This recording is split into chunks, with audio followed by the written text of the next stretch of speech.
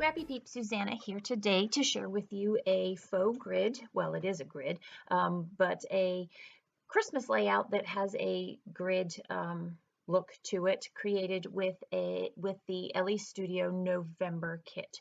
So I have used the digital cut file here, and I have used it to layer the file. So I created the outline of the fa la la and cut that into the paper in 3 different spots.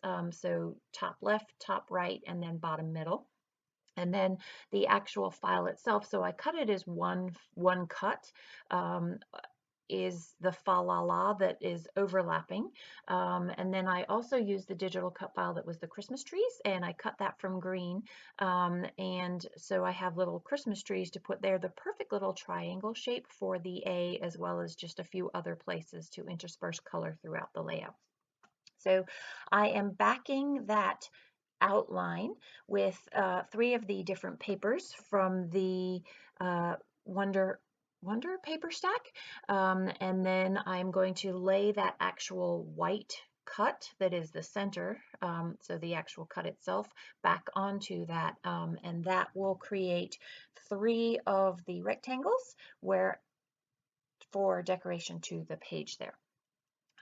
So I have backed it in a red, a gray, and a lighter green, and those will become the primary colors of the layout. So these photos are of 3 of the 4 of us last Christmas? No, 2019. So we went to go and blow glass and make ornaments, and my daughter got a headache, so we had to take her back home. Actually, it was a migraine. We had to take her back home, but afterwards we had a dinner reservation at the Jefferson Hotel, which is always decked out so beautifully at Christmas time, and so we took pictures outside. We took pictures of various combinations of the 3 of us that were left remaining. And that's what these are. So I am filling in the negatives to create the finished look. I could have left them as they were and you would have still known that it was fa la la, but I liked the white space with just that hint of color peeking around it. The easier way of doing this may have been to actually just cut the really fine colored lines, but I actually like the trough look behind the white. It gives the layout some depth, and by trough I mean that there's that it's multi-layered because the white is sitting on top of the colored there. It's instead of backing it with white, it's an actual negative instead of a positive, if that makes any sense. So I have completed all of the backing. I spared you the agony of watching all of that, and I now have the 3x5 photos with a white border. And so where the angle of the fa la la is on the right hand side, you can see it leaves a lot of white space on the layout, and so I want to fill that with some ephemera and other goodies. So those 3 labels there is part of the digital kit this month, the print and cut files, and I printed that and I left them together because I thought it would create a cool space for my journaling on the layout. This is a very graphic layout. When you have the grid design, it is very graphic, and so I didn't want to journal on the front. I wanted my journaling to be hidden. So I have rolls of washi tape that sit on my desk, like seasonal washi, especially around Christmas for my December daily. And so I just pulled one of the rolls and attached the photo so that it created a flip for the hidden journaling there. I'm going to incorporate some of the die cuts from the November kit. I love the way that that green label overlaps and fits perfectly into the gray label behind.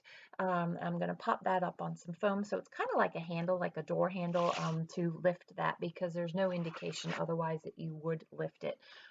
Honestly, when I did my journaling, I forgot that I probably needed to leave, that I did need to leave that white border. So you actually can see a little bit of the journaling peeking out from underneath there. So a little bit of an indicator that, hey, look here for the story.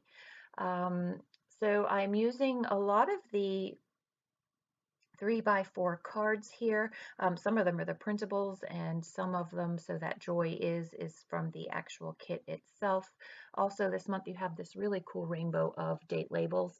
I was doing a little bit of a dance there. Should I, shouldn't I, should I, shouldn't I? I wasn't sure what to do, and I actually don't end up using those, but I thought that maybe the red might be fun for date and creating another handle. But it's a lot of dominant color, and the photos are pretty dark, and so I wanted to keep the dominant color in the photos and not in the embellishments that I am going to use.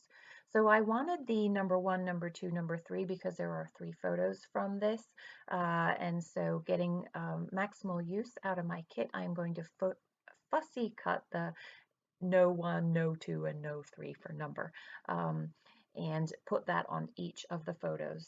And I like the way that that Joy is fills that space there, that empty space to the right hand side of the fa la la. I am perfectly fine with white space. Those of you who know my work know I actually like white space, but for the symmetry of the rectangles, I felt the need to fill that. So this is where I'm going to fussy cut those little number 1, number 2, number 3s and put them scattered throughout the layout there.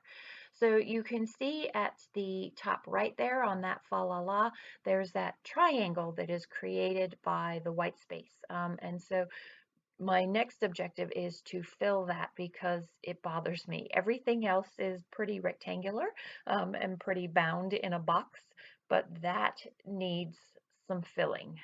So I will fill that coming up shortly.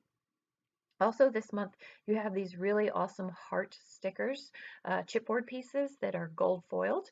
And so because of the heaviness of the photos, I do want a little bit of heaviness to take away that contrast between the light and the dark, and I like the way that that love this also punctuates the red heart and doesn't have that heart sitting by itself and fills that white space. So just adding a little bit more color. Again, I need some dominant color in the layout in order to break up the contrast or soften the contrast between the dark and the light there. So I thought maybe one of these chipboard hearts would work nicely over here to fill this space. You can see I'm kind of struggling with what I am going to use there. I thought perhaps an acrylic piece would look nice on top of the photo, but it's actually hard to see because the photos are actually kind of busy. There's a lot of yellow in them as well. So what I'm going to do is I'm going to use both of the stamp sets that were released this month. You have the A Merry Moment and then the monthly numbers set. I am going to use those to fill that space with mostly black, and it leaves the white space predominantly white, but it puts something in there that then fills it and pulls it into more of a grid. So using my circle templates there to determine what size punch I need to punch out the December date stamp, and then putting the actual date, pardon my big old head there. There's just no way around getting centered over a stamp and you not seeing my head in there. There's no way. So now I have the elements that I want to use there. I'm going to stamp directly onto the page because I like the way that the stitched circle or the dotted circle also just adds a little bit of element to the fa la la, incorporates it and ties it into the page there. I thought maybe I would use one of the sentiments scattered through the page, but really there are a lot of words, and I don't like a lot of verbiage on my pages, and I just think that it takes away, unless it tells you part of the story, I feel like all of the words take away from what you're looking at, especially given that I've already got the fa la la 3 times in there, and then the joy is, and then that tag that says ready for the holidays or not ready for the holidays. And looking at the layout as I am voicing this over, realize I have not marked ready for the holidays, so I need to put a little check mark in there. So these are the holiday fun stickers. I'm going to cut this one up, and again, because it provides that nice column, it completes the column to the left hand side of the photo there. These are my absolute favorite. These are the Puffy Heart and Star stickers. I wouldn't be surprised if these are already sold out, but I have also used them a lot with my December daily.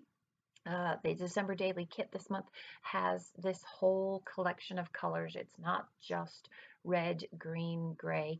I love that the blue and the yellow are incorporated into this, and so I really need to go and check the store and see if there's actually a second pack that I can pick up for myself, because they are they're great for not just December as well, but great colors and nice to have uh, a wider palette for my December daily. So that is pretty much going to wrap it up. Also this month you get these great Jane tile alphas, and so I'm going to put the date there, and again that completes the column on the left hand side of that photo there. So if you haven't already picked up these awesome goodies, be sure to head over to the store. I'll link you down below. Enjoy the close-ups, and thanks for stopping in today. I hope you're doing well. Come back again soon. Take care.